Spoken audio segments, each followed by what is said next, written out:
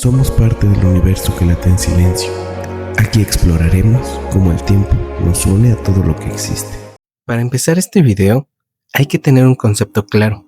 Cualquier número negativo se puede escribir como la multiplicación de -1 por ese número negativo. De esta forma, veamos un ejemplo rápido. Si tenemos un -8, entonces este se podría expresar de la siguiente manera.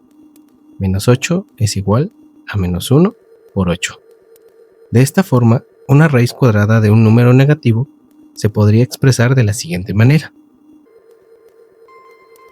Aclarando un poco este punto, empecemos. El día que las ecuaciones rompieron la realidad. Tiempo atrás, los números negativos parecían haber completado el universo matemático. Con ello, la línea numérica tenía al fin dos direcciones, y el 0 se había convertido en un espejo que reflejaba el equilibrio del mundo. Pero entonces, una ecuación tan simple como imposible apareció. X cuadrada más 1 es igual con 0. Resolverla parecía trivial. Solo hacía falta encontrar un número que al multiplicarse por sí mismo diera -1. Un reto tan directo que casi parecía una broma.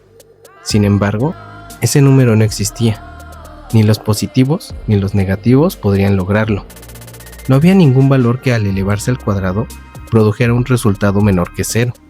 Era un límite absoluto, una frontera invisible que la matemática no podía cruzar, un muro silencioso que separaba lo posible de lo prohibido. Para los matemáticos del Renacimiento, ese muro era una afrenta.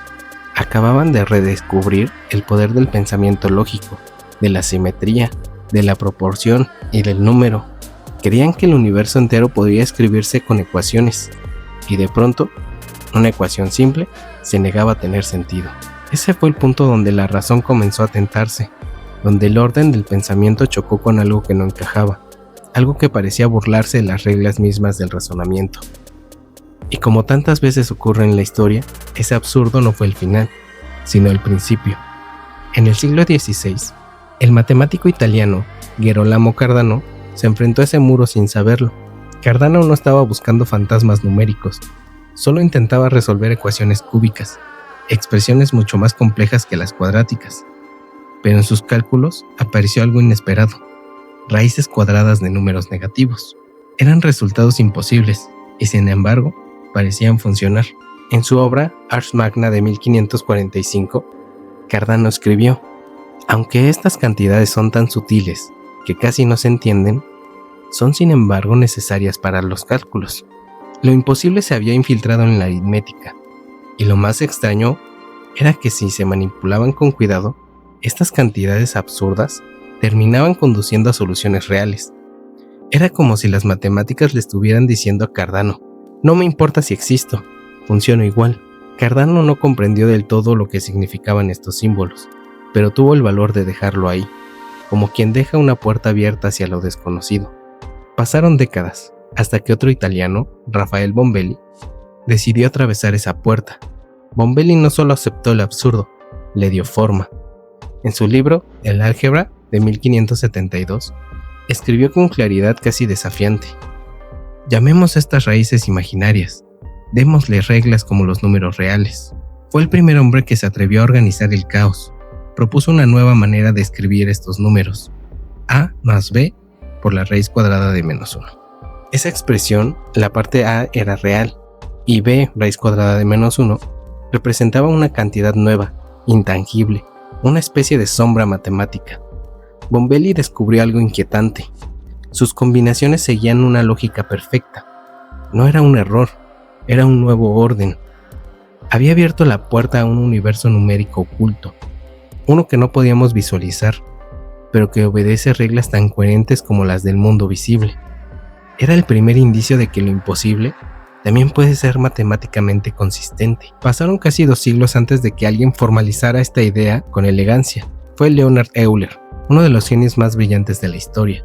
En el siglo XVIII escribió por primera vez: y es igual a raíz cuadrada menos 1. Una definición tan simple como revolucionaria. Gracias a ella, los números dejaron de ser puntos en una línea, se convirtieron en coordenadas en un plano. Ahora, lo real vivía en el eje horizontal y lo imaginario en el eje vertical. Por primera vez lo imposible tenía un lugar donde existir. Fue Carl Friedrich Gauss quien entendió lo que significaba.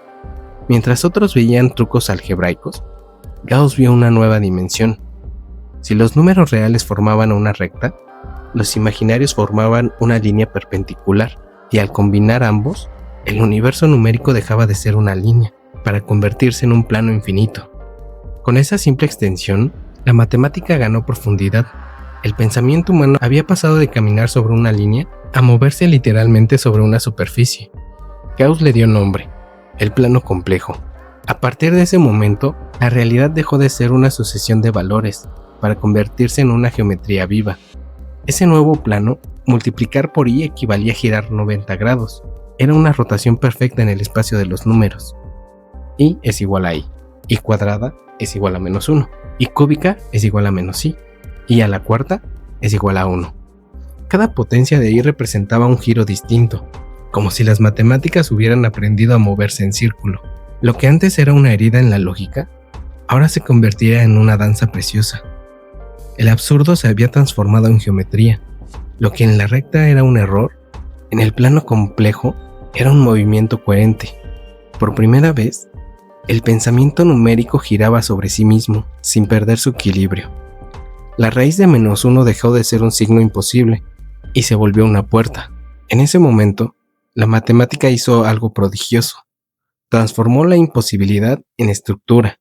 Lo que había nacido como un intento de resolver una ecuación sin sentido, terminó revelando una nueva forma de describir el mundo. Porque en el fondo, toda vibración, todo ciclo, toda oscilación puede representarse como una combinación de lo real y lo imaginario. El número i dejó de ser una rareza, se convirtió en el lenguaje oculto de todo lo que vibra. Y lo más fascinante es que sin él no podríamos describir el electromagnetismo, ni la ecuación de Schrödinger en mecánica cuántica. La raíz de -1 acabó sosteniendo los fundamentos de la física moderna. El descubrimiento de i cambió el mapa de la realidad. Nacería una de las ecuaciones más bellas jamás escritas. Una fórmula donde la razón, la geometría, la vibración se funden en una sola expresión. La historia que hizo girar al universo se las contaré más adelante. En el siguiente episodio, descubriremos cómo esta raíz de lo imposible nació la ecuación más hermosa de la historia, la fórmula de Euler, la que unió lo real, lo imaginario y tal vez el tiempo mismo. Bienvenidos a El llamado del tiempo.